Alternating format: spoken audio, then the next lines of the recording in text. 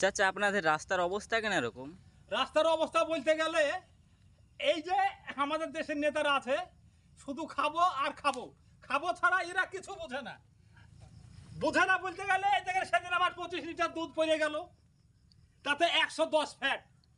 আরে ছি ছি, 110 ফ্যাট, তার দাম ছিল আমার 2500 টাকা ধরিলেন, লস গেল। লস তো আর কাউরির গেল না, লসটা গেলে আমারই যাবে।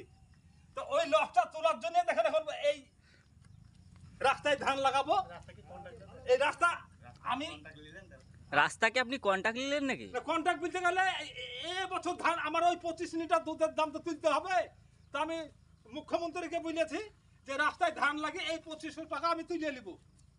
তো আর দেশের নেতারা না, এটা মুখ্যমন্ত্রীর দোষ না, আমার দেশের নেতাদের দোষ।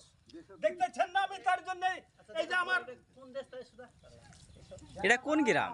এটা হচ্ছে নতুন মাটির ডেঙ্গাপাড়া, কুরকুরিতে ধরলো তারা।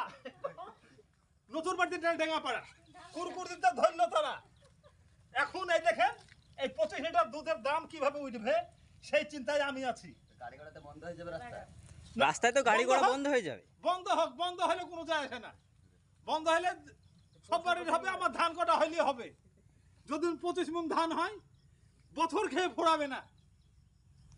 দেখুন রাস্তার অবস্থা আর এই যে কি ঘটেছে। রাস্তার অবস্থা দেখেন, জনগণ এতে কি করবে?